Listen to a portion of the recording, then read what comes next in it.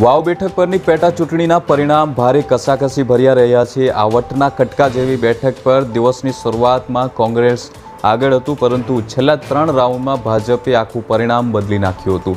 જે બાદ વાવની બેઠકમાં 12 વર્ષ બાદ કમળ ખીલવામાં સફળ રહ્યું છે અને બનાસની બેન ગેનીબેન ઠાકોર અને ગુલાબસિંહ રાજપૂતનો જાદુ ઓસરી ગયો છે।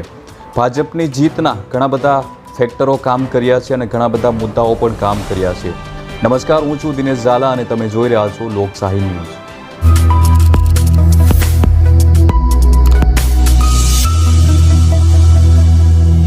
વાવ બેઠકમાં આવતા ભાભર તાલુકાના મતદારોએ ભાજપને વિજય અપાવ્યો છે। 1 થી 9 રાઉન્ડમાં વાવ તાલુકાના ગામો અને 10 થી 15 રાઉન્ડમાં સુઈ ગામના ગામોએ કોંગ્રેસના ઉમેદવારોને આગળ કર્યા હતા। જે બાદ 19 થી 23 રાઉન્ડમાં ગુજરાતનું રાજકારણમાં મોટી અસર જોવા મળી હતી। ભાભર તાલુકાની મતગણતરી દરમિયાન જ આખી બાજી પલટાઈ ગઈ હતી। આ 5 રાઉન્ડ દરમિયાન ભાજપના ઉમેદવારની કિસ્મત ખુલી ગઈ હતી અને જીત તરફ આગળ વધ્યા હતા। બીજી વાત એ પણ સામે આવી રહી છે કે સ્વરૂપજી ઠાકોરની જીત અને ગુલાબસિંહ રાજપૂતની હાર વચ્ચે 2442 મતોનું અંતર છે, જેના કરતાં વધુ મતો નોટામાં પડ્યા છે। આ પેટા ચૂંટણીમાં 3343 મત નોટામાં પડ્યા છે। હવે આ નોટાનો ફાયદો સ્વરૂપજીને થયો છે કે નુકસાન ગુલાબસિંહને થયું છે તે સ્પષ્ટ નથી થયું। આ પેટા ચૂંટણીમાં ભાજપમાંથી નીકળીને અપક્ષ તરીકે ઊભા રહેનાર માવજી પટેલ પણ નિર્ણાયક ભૂમિકામાં રહ્યા છે।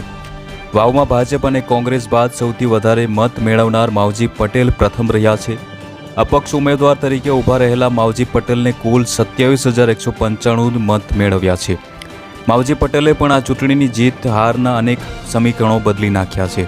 વાવ પેટા ચૂંટણીમાં આ વખતે વિકાસના કામો કે લોકો માટે કેટલું કામ થયું છે તે અંગેની ચર્ચા ખૂબ જ ઓછી થઈ છે, જ્યારે આ ચૂંટણીમાં જાતિગત સમીકરણો અને ઉમેદવારોના ચહેરા પર જ મોટા ભાગનું ધ્યાન કેન્દ્રિત રહ્યું છે।